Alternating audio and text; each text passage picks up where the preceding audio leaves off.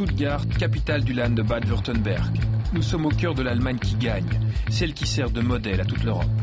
On y retrouve les grands noms de l'industrie allemande. Les entreprises de cette région produisent autant de richesses que la Belgique. Et le chômage est sous les 3%. La société Trumpf est un des fleurons de cette industrie allemande. 2500 ouvriers produisent ici des machines-outils à laser vendues dans le monde entier. C'est une femme, Nicola Leibinger, qui est à la tête de l'empire Trumpf. Est-ce que vous pourriez avoir la gentillesse de venir dire 2 mots intelligents pour la télévision? Bonjour. Vous connaissez tous vos collaborateurs? Non, je ne les connais pas tous, mais lui, je le connais. Il travaille ici depuis longtemps. En 2008, Trumpf vendait pour plus de 2 milliards par an de ces lasers ultra performants qui vous découpent en quelques minutes cette pièce de châssis de voiture. En 2009, c'est la crise. Tout s'effondre. Les lasers ne se vendent plus. Le chiffre d'affaires chute de 40%. Un scénario qui aurait conduit n'importe quelle entreprise à licencier ses ouvriers.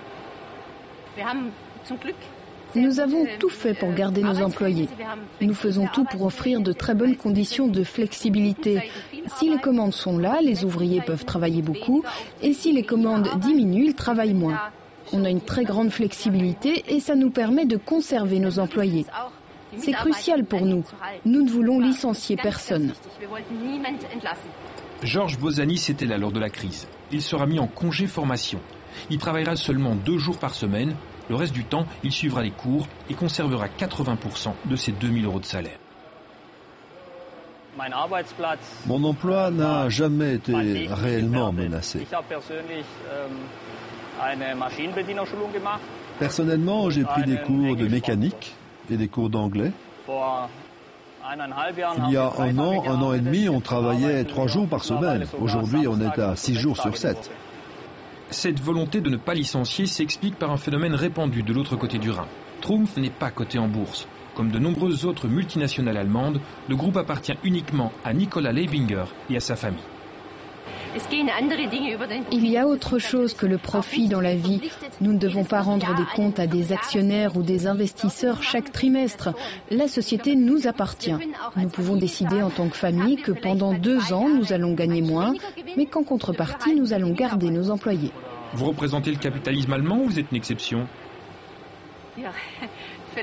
Oui, nous représentons à notre manière le bon capitalisme.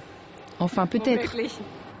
Pourquoi les sociétés allemandes font-elles exactement l'inverse des sociétés américaines ou d'autres pays européens? Qu'est-ce qu'elles gagnent en renonçant à licencier? Cet homme va tenter de nous l'expliquer. Pour réussir à l'exportation, il faut être les meilleurs. On ne peut pas jouer les bas prix. D'où le souci des entreprises de miser sur la qualité, qualité de la main-d'œuvre, qualité de la production, chercher le haut de gamme pour fabriquer des produits qu'on peut vendre et qu'on peut vendre même cher. Nous sommes allés dans cette rue commerçante de Stuttgart nous procurer 3 objets de la vie de tous les jours fabriqués selon ce principe. En 2009, la société Playmobil a gagné 474 millions d'euros. Haribo a gagné 1,8 milliard d'euros et Nivea 5,75 milliards.